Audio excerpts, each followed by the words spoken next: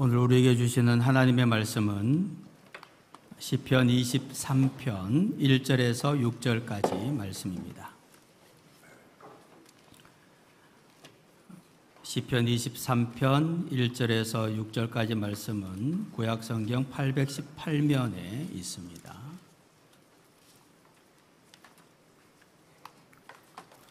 시편 23편 1절에서 6절까지의 말씀 우리 한 절씩 교독해서 봉독하도록 하겠습니다. 여호와는 나의 목자시니 내게 부족함이 없으리로다. 그가 나를 푸른 풀밭에 누이시며 쉴만한 물가로 인도하시는도다. 내 영혼을 소생시키시고 자기 이름을 위하여 의의 길로 인도하시는도다.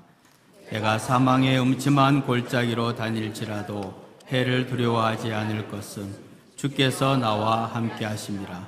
주의 지팡이와 막대기가 나를 안위하시나이다.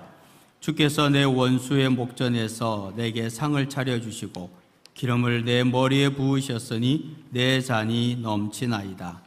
내 평생의 선하심과 인자하심이 반드시 나를 따르리니 내가 여호와의 집에 영원히 살리로다. 아멘. 지난 주간에 성탄절을 보냈습니다. 평화의 왕으로 또 우리를 구원하시기 위해서 속죄의 어린 양으로 오신 우리 주님의 평화와 사랑이 여러분들과 여러분들의 가정 위에 함께 하시기를 축원합니다.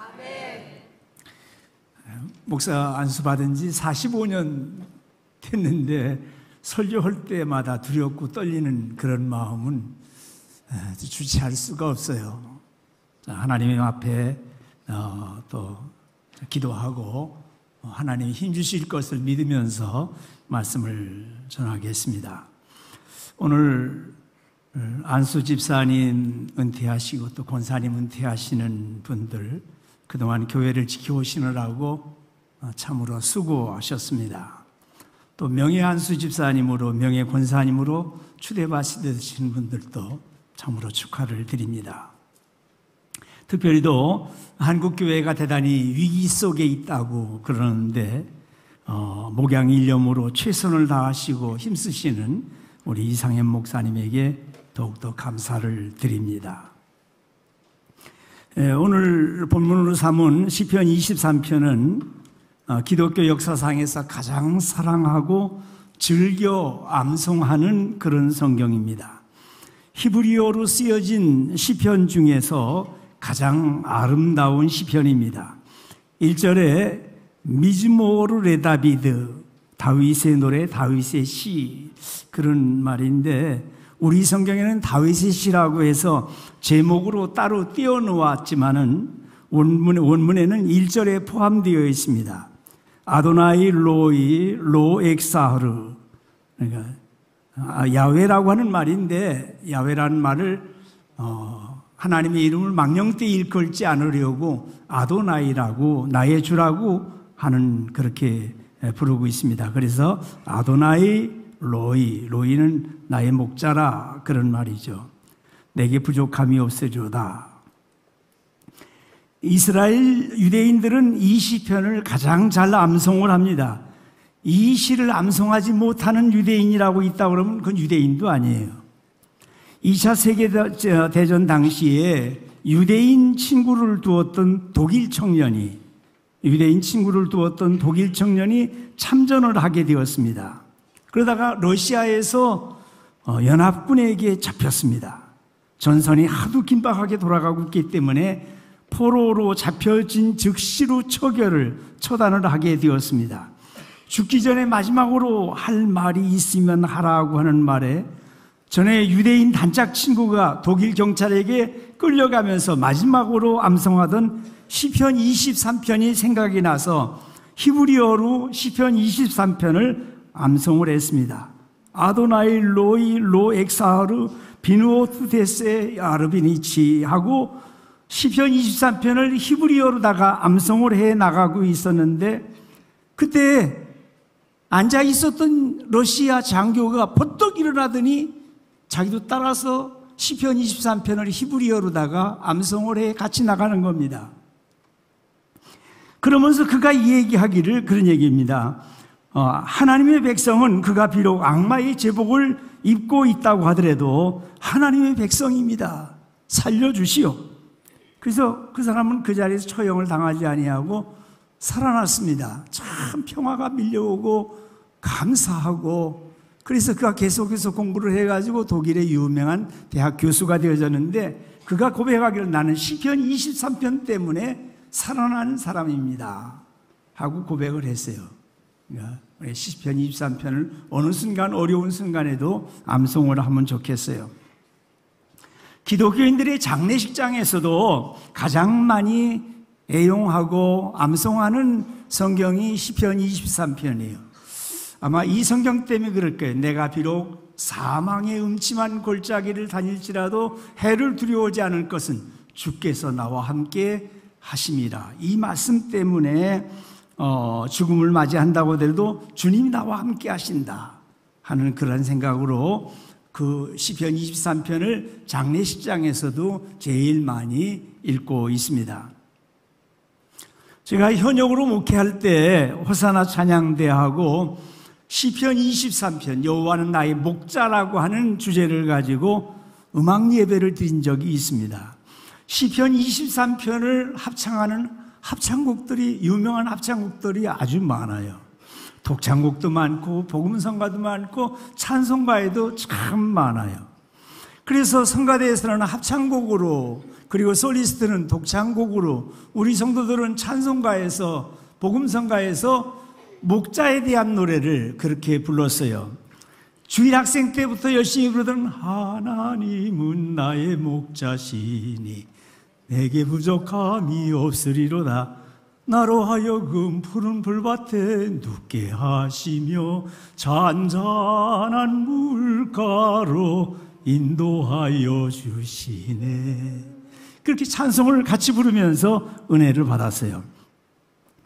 나훈영곡인 여호와는 나의 목자시니, 최덕신곡인 시편 23편 또 똑같은 가사예요. 여호와는 나의 목자시니 내가 부족함이 없으리로다.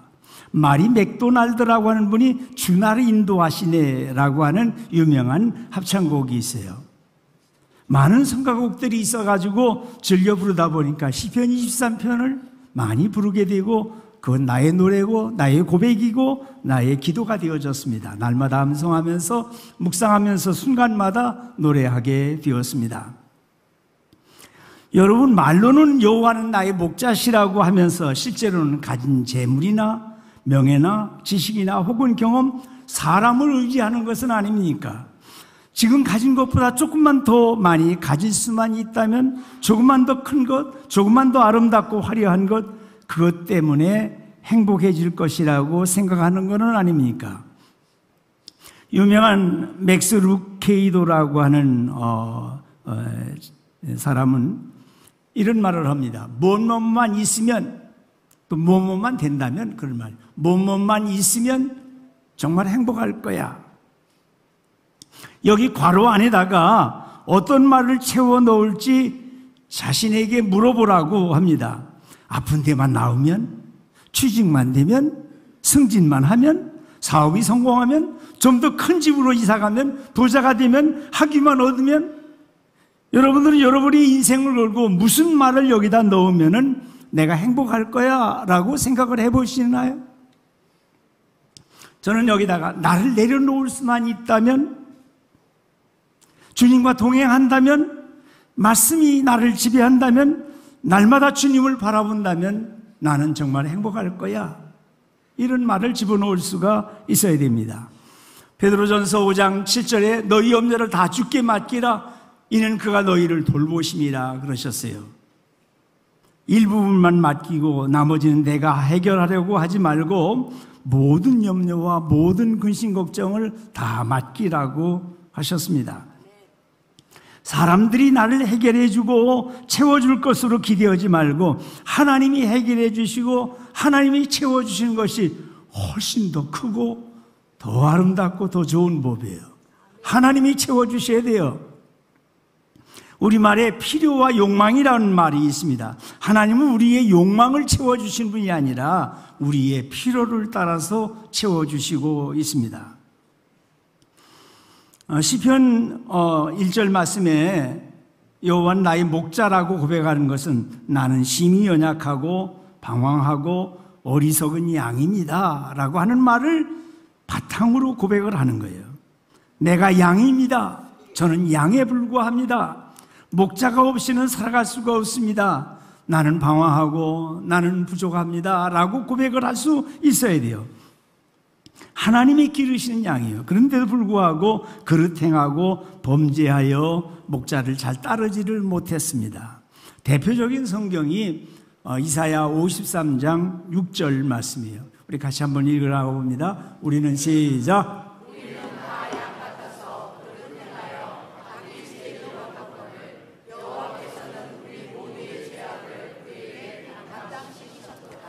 선한 목자가 되시는 우리 주님께서 우리의 모든 죄악을 다 담당하시고 십자가에 달려 돌아가 죽으셨습니다.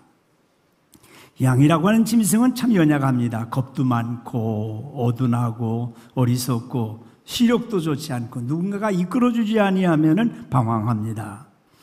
양은 날카로운 발톱이나 이빨도 없습니다. 자신을 보존하지 못합니다. 발목도 약해서 그렇게 잘 뛰지도 못합니다. 그저 악한 짐승의 밥이 될 뿐입니다.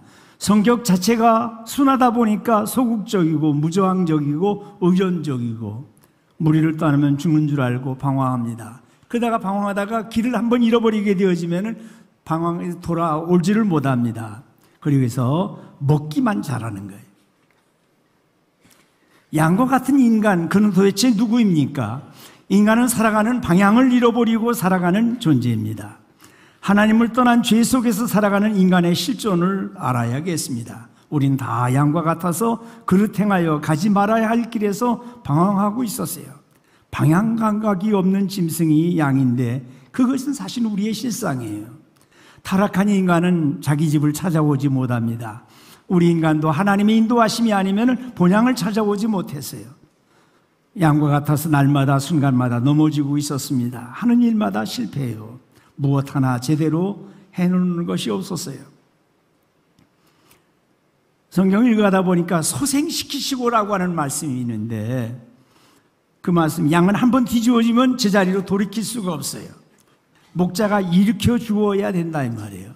그래서 소생시키신다라는 말은 돌이키고 회복시켜주고 똑바로 세워준다는 말이에요. 저는 신앙생활이 무언가 하는 이런 점을 가지고 깊은 질문을 늘 해봅니다. 그래, 하나님은 독생성자 아들 예수님을 십자가에 내어주심으로 나의 죄, 저와 여러분의 그리고 오고 오는 세대의 모든 죄악을 담당해 주시고 대속의 피 흘림의 속죄, 죄를 덮어버리고 또 죄를 씻어버리고 우리가 받아야 할 죄짐을 대신 져주신 구속해 주셨어요. 우리가 예수님을 믿어서 하나님의 자녀가 되었고 거룩한 성도가 되었고 하나님의 양아들로 입양되었고 의롭다고 선언되었고 의롭다 칭함을 받았어요. 복음에는 하나님의 의가 나타났다. 의가 드러나 있다. 의가 들어있다. 십자가의 복음에는 하나님의 의가 들어있었고 의가 나타난 바 되었어요. 그 십자가의 복음이 하나님의 의요.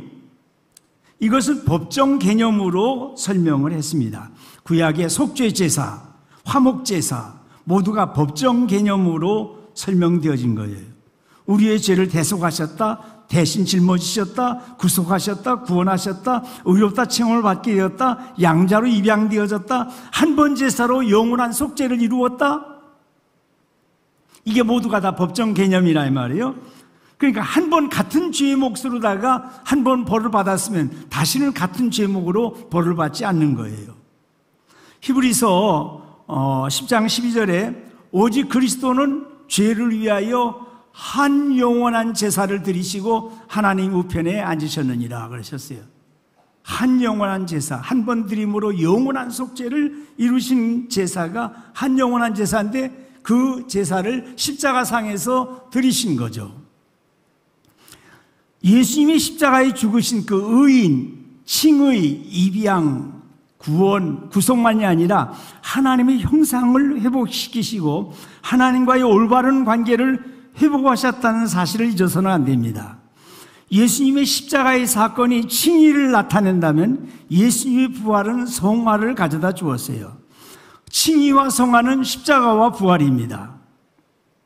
우리가 의롭다게 되었다는 말은 하나님은 우리의 아버지가 되시고 우리는 하나님의 자녀가 되어졌어요. 하나님의 형상을 회복했다 하고 설명을 합니다. 하나님의 형상이란 말은 하나님을 하나님으로 알아볼 수 있는 존재, 하나님을 하나님으로 알고 섬길 수 있는 관계성으로 설명을 하는 거죠. 이것은 하나님과의 올바른 관계가 회복되었다고 하는 거예요.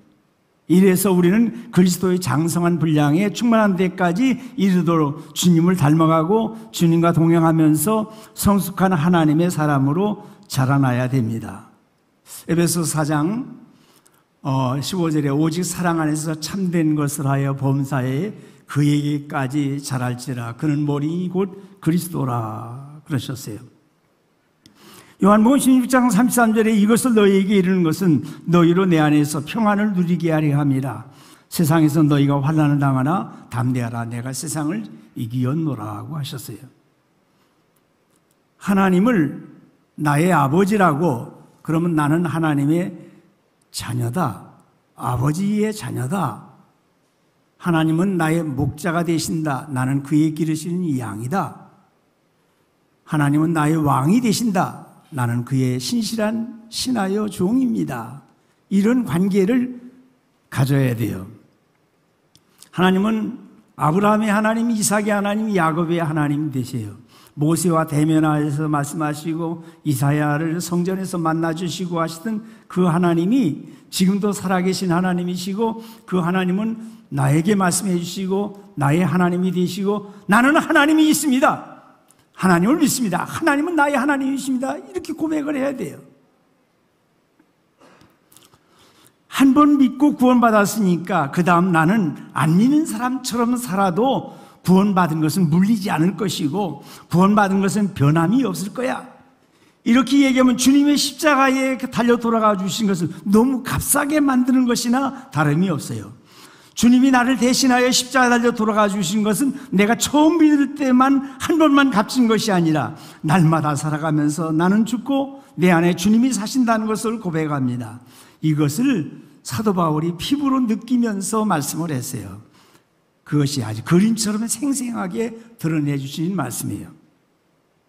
갈라디아서 2장 20절 말씀에 내가 그리스도와 함께 십자가에 못 박혔나니 그런즉 이제는 내가 사는 것이 아니요 오직 내 안에 그리스도께서 사신 것이라. 이제 내가 육체 가운데 사는 것은 나를 사랑하사 나를 위하여 자기 자신을 버리신 하나님의 아들을 믿는 믿음 안에서 사는 것이라 라고 고백을 합니다. 미국에서 목회자로 참 널리 알려진 강준민 목사님이라는 분이 계세요. 내가 교회를 개척하면은 수많은 성도들이 몰려올 거야 하고 생각을 했어요. 어느 한 주일날 열심히 설교하고 내려왔는데 청년 한 분이 목사님 그것도 설교라고 하십니까? 그러고 쏘아붙이고서 가는 거예요. 목사님 오늘 설교에 은혜 많이 받았습니다 라고 해도 그 말이 정말 진짜인가 싶어가지고 불안한 게 목회자예요. 그런데 이 청년이 그것도 설교라고 하냐고 하고 쏘아붙이고 가는데 얼마나 충격을 받았겠어요. 탈진 상태가 돼가지고서 병원에 실려가는 날이 다반사입니다. 하루는 탈진한 상태로 교회에 들어가는데 한 자매가 복음성가를 부르는데 날마다 숨쉬는 순간마다 이 노래를 부르는 거예요. 그 실망과 좌절감에 탈진한 목사님의 가슴을 때리기 시작합니다. 울음이 왈칵 쏟아집니다. 그 자매가 부르는 복음성가를 따라서 불렀어요. 날마다 숨쉬는 순간마다 내 앞에 어려운 일 보내. 어려움이 얼마나 많아 목회하면서 어려운 일 보내. 주님 앞에 이 몸을 맡길 때 슬픔 없네, 두려움 없네. 주님의 그 자비로운 손길 항상 좋은 것 주시도다. 사랑스레 아픔과 기쁨을 수고와 평화와 안식을 그러면서 해결이 되는 거예요. 주님 앞에 맡기면서 나아갈 때 문제가 해결되더라 이 말이에요. 요한복음 12장 6절에 내가 너를 고아와 같이 버려두지 아니하고 너희에게로 오리라 하십니다. 주의 종들은 기억해야 됩니다. 마태복음 28장 20절의 말씀에 내가 너희에게 분부한 모든 것을 가르쳐 지키게 하라. 볼지어다 내가 세상 끝날까지 너희와 항상 함께 있으리라 그러셨어요. 오늘 제목을 내 잔이 넘치나이다 라고 잔이 넘친다고 말씀을 드렸어요. 이건 중동지방에 문화와 깊은 관계가 있습니다. 잔치를 베푸는 주인이 손님의 잔에다가 포도주를 따라주면서 가득 따라주면, 넘치게 따라주면 환영합니다. 오래오래 즐기고 가세요. 잔에 가득히 따라주는 주인을 보면서 이 주인이 나를 환영하고 있구나, 좋아하고 있구나, 오랫동안 즐기다가 가라는 것이구나 하고 받아들였어요. 잔에다가 반잔 정도만 따라주면은 돌아갈 때가 됐으니까 알아서 가세요 하고 넌지시 사인을 주는 거나 마찬가지인 거예요. 가득 따라주었는데 또 와서 가득 따라주고 또 와서 가득 넘치게 따라주면은 오래오래 마음껏 즐기다가 가세요. 그런 뜻으로다가 따라주는 거라 이 말이에요. 오래도록 즐기자는 거예요. 로마서 8장 37절에 그러나 이 모든 일에 우리를 사랑하시는 말미암아 우리가 넉넉히 넘치게 이긴다 이 말이에요. 요한복음 10장 10절에 내가 온 것은 양으로 생명을 얻게 하고 더 풍성히 얻게 하려는 것이라 그러셨어요. 빌립보서에도 보면은 너희 하나님이 그리스도 예수 안에서 영광 가운데서 그 풍성한 대로 너희 모든 쓸 것을 채워주시리라 하셨어요. 어떤 분이 너무너무 힘든 문제를 가지고 하나님 앞에 기도를 했습니다. 왜 나는 이렇게 어려움 속에 살아갈까? 하루는 하나님이 환상을 보여주셨대요. 환상 중에 자가 바다의 한가운데 있었는데 자기 앞에 바위섬이 가로막고 있더라는 거예요. 그 바위는 자신의 문제를 상징하는 것이었어요. 하나님이 말씀하시길 내 앞을 가로막는 바위를 치워줄까? 아니면 이 바닷물의 높이를 높여줄까? 말씀하시다는 거예요. 하나님은 우리 앞에 가로막는 문제보다 더 높은 은혜, 더 많은 은혜를 주셔서 그 문제를 능히 타고 넘어갈 수 있게끔 해주시는 거예요. 문제를 해결한다고 하지만 문제를 문제로 보지 않고 그냥 넘어가는 거예요.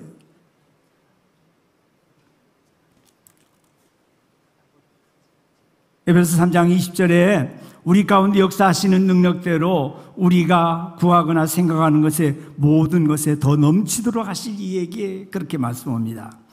오늘 성경 말씀에 짧은 시간이어서 다 해석을 어떻게 하겠어요? 내 평생의 선하심과 인자하심이 반드시 나를 따르리니 그 따른다라고 하는 말씀은 따라오고 있다 이게요. 하나님은 우리를 포기하지 않고서 따라오시는 하나님, 영원한 사랑의 추적자이신 하나님이세요. 오늘 행사가 여러 가지 뒤에 많아서 간단하게 말씀을 정리해 보려고 합니다. 어떤 사모님의 간증을 읽어봤는데 그 얘기하고 맞춰보려고 그래요. 그 사모님이 목 디스크에다가 허리 디스크로 고생을 많이 했어요. 5살짜리 이제 되는 하준이라는 아들이 있어가지고 야 하준아, 엄마는 왜 이렇게 안 낫지? 왜 이렇게 아프지? 근데 5살짜리가 하는 말이 엄마, 하나님께서 그렇게 하신 거 다 이유가 있으신 거야. 이런 말을 들은 지 모자라서 목사님과 사모님 아이를 가운데 눕혀가지고 얘기를 하다가 다시 물어봤습니다. 하준아, 엄마는 왜 계속 아프지? 하나님이 안 고쳐주시지? 그때 하준이가 엄마를 똑바로 쳐다보면서